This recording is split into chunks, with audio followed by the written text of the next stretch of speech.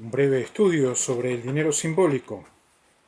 Era la primera mitad del siglo XVII cuando los orfebres de Londres, que traficaban en monedas y en lingotes, empezaron a pagar intereses por los depósitos de monedas de oro o plata. Los orfebres estaban dispuestos a pagar intereses porque en esa época resultaba rentable fundir las monedas y venderlas como metal cuando bajaba su poder de compra como monedas, o exportarlas cuando el valor externo superaba a su valor interno. También podían obtenerse beneficios mediante la simple estratagema de cernir las monedas depositadas usando por el pago las delgadas y fundiendo las gruesas. Hasta ahí a grandes rasgos para quienes no entienden mucho de finanzas, economía. Hubo un comienzo, ese comienzo fue por medio de tráfico, ese tráfico de valores tuvo que hacerse valor, ese valor era en lingotes de oro y plata, y quienes administraban ese material precioso eran los orfebres. Mi padre, profesional en la materia, no comercializó orfebrería financiera. Él con sus manos hizo todo tipo de trabajo donde el material quedaba argentio. Resulta ser de que utilizaron su vida como backup los falsos billeteros, como voy a seguir ahora narrando, especuladores, reservistas, pero logré, gracias a la profesión de él, poder impregnarme de aquellos materiales preciosos.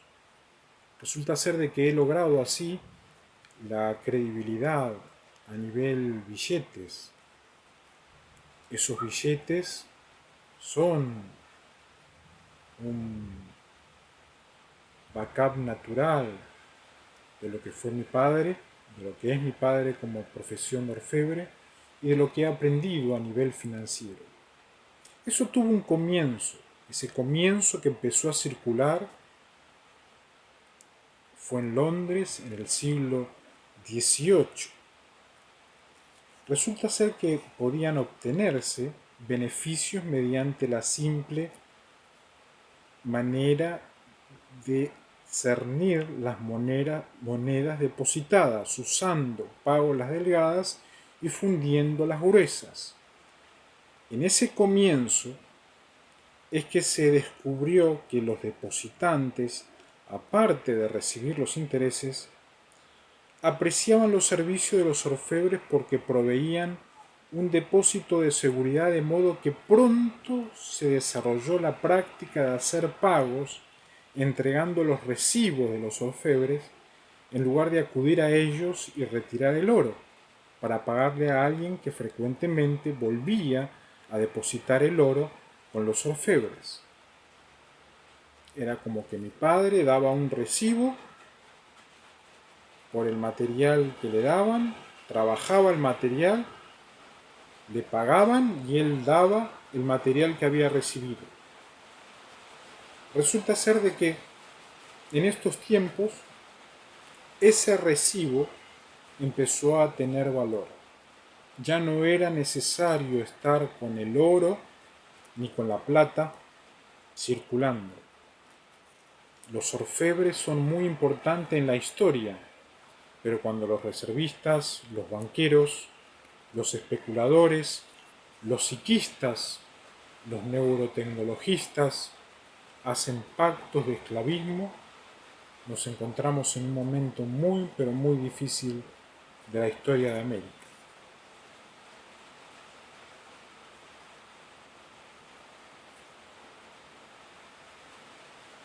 A medida que se desarrollaba la práctica del intercambio con el comprobante como casi el valor de efectivo, que hoy diríamos la factura A, la factura B, la factura C, el remito. Pronto percibieron los orfebres que no había necesidad de continuar operando como una caja de seguridad. Entre más circulaban sus recibos entre sus depositantes, más podían los orfebres prestar una parte del oro o de la plata depositado. También pertenece esto que estoy narrando a la historia del backup, natural, no forzado, no pactado, que es lo que sufre el mundo.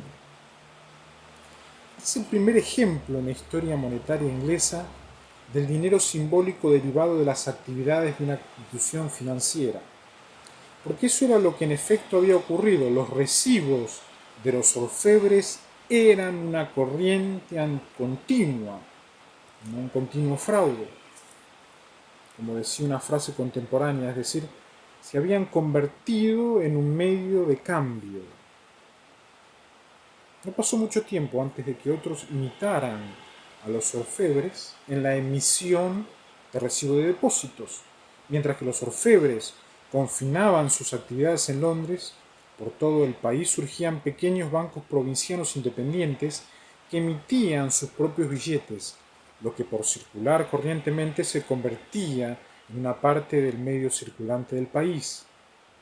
Ahora bien, estos recibos de depósitos empezaron a llamarse notas bancarias, como se empezaban a llamar en aquel momento. El concepto oficial del símbolo simbólico financiero. No tenían ningún valor intrínseco, eran puro papel. Una distinción importante acerca de estos símbolos, en la etapa del desarrollo del dinero simbólico, era el hecho de que se trataba de símbolos representativos que podían convertirse en un dinero mercancía, ya no solamente en el interés del oro y la plata y dejando el oro y la plata en seguridad y a la vez no, porque lo que hacía el orfebre y los que confiaban en los orfebres era descansar de que ya nadie iba a robarles el oro y la plata, y de que el recibo empezaba a circular, de que la nota bancaria empezaba a tener valor.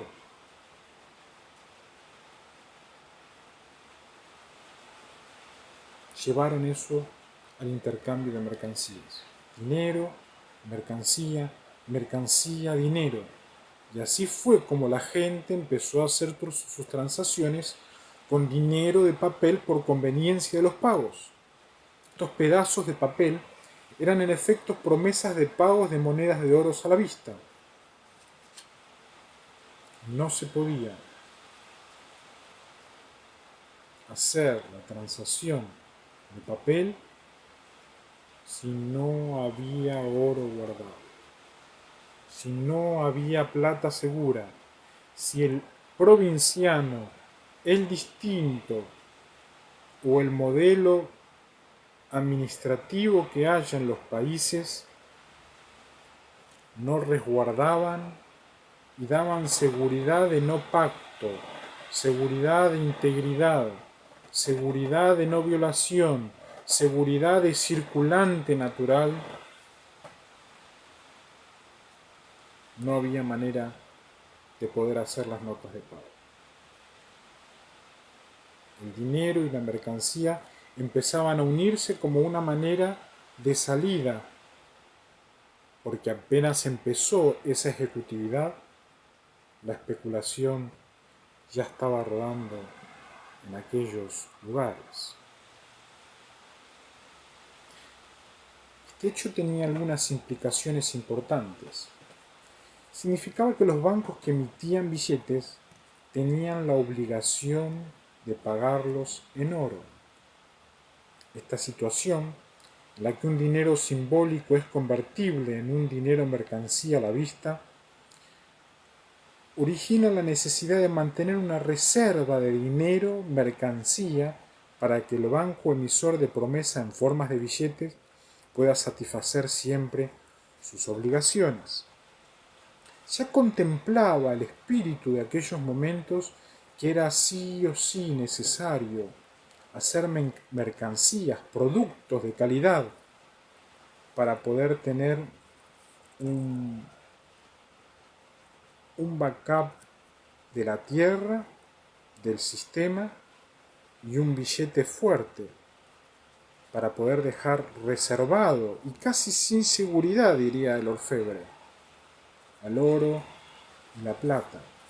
Y durante la gran expansión de los bancos en la provincia de Inglaterra en los siglos XVII y XIX, el método utilizado por aquellos para asegurarse contra una demanda excesiva de pagos en oro consistía en el mantenimiento de saldos en los bancos de Londres, que se habían convertido en instituciones especializadas y que a su vez mantenían saldos en el Banco de Inglaterra. Fue así que el Banco de Inglaterra, legalmente constituido en 1694 como una sociedad anónima privada, emitía sus propios billetes, de modo que durante ese periodo, que duró 2 siglos, circulaban al mismo tiempo los billetes del Banco de Inglaterra, los billetes de los banqueros de Londres y del campo, y las monedas de oro. Todos los billetes eran simbólicos representativos, ya que eran convertibles en moneda de oro. No es muy feliz la historia de la fase